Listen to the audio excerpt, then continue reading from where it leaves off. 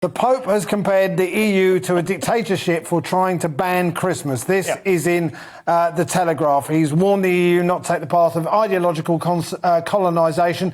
There was a 32-page report that was published by Brussels on inclusive language that advised staff to say human-induced instead of man-made, and to avoid reference, I think this is where the Pope got really upset, to avoid reference to Christmas during the holiday season. This is not just in the EU, by the way. In America now, it's Happy Holidays rather than Happy Christmas. Winterval. There's all these... I still like Winterval, but I think we should have it as well as Christmas. There's all these things, but it does feel, and you mentioned this when we were in the office, saying, it feels like the Pope is basically a sort of brexiteer. He's a bit of a brexiteer. Vaxiteer, I suppose. And he's like Rod Liddell in a dress, isn't he, basically? The Pope.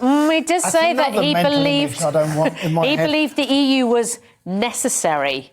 Yeah, it's an interesting thing, the EU, because I've said before, and I mean, this is a very obvious and route one comparison, but the EU was a bit like Christendom. It was a bit like the Holy Roman Empire. We had the break from Rome, which was Brexit, was like revisited that 500 years later. There's always been that kind of slight idea that Britain is on the edge of an empire that extends naturally more from Rome than from Brussels, Paris or Berlin. I think of Rome as being the kind of the focal point somehow of a traditional conception of Europe as a potentially, because we had the Roman Empire, and that was the very first, and the Treaty of Rome. Achievement. Yeah, the Treaty of Rome. It's essentially, you're essentially saying Reformation 2, the return. What I'm saying is the Pope, in a way, might be the natural head of the EU, and if that were to happen again, I could get behind it. But I am interested in, what do you say, it was human-induced rather than man-made. I mean, that's really clumsy, isn't it, apart from anything else? Well, I think the same thing. I think essentially what happened was that they issued this report and everyone went, "Oh, stop it!" And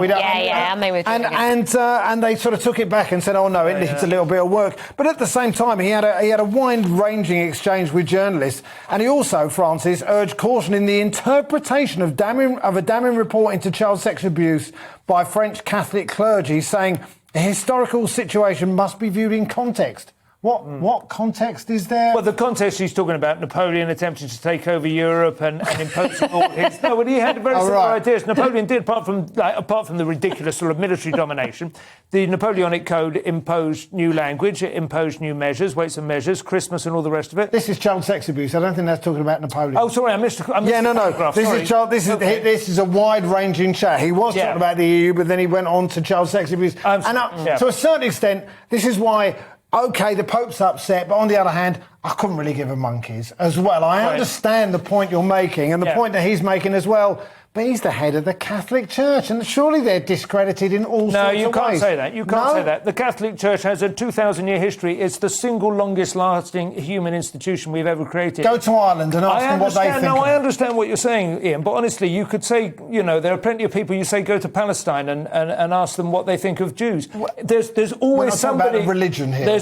Well, you certainly are. There's always somebody who will be able to find, like, wrongdoing or a smear or a black mark on somebody's record, but the Catholic Church has an extraordinary store of wisdom and experience in terms of making long-lasting institutions. The EU was established earliest in about 1956. It's like already wobbling, and I think he's got quite an interesting perspective on why that might be, what your overreach might be. I think he's somebody who's worth listening to. Yeah, OK. He's somebody who's worth critiquing. I'm not saying you should take his word as dogma or as a papal bull if you're not part of the church, but I don't think you can just dismiss it as bull either, because he comes from a place of great learning.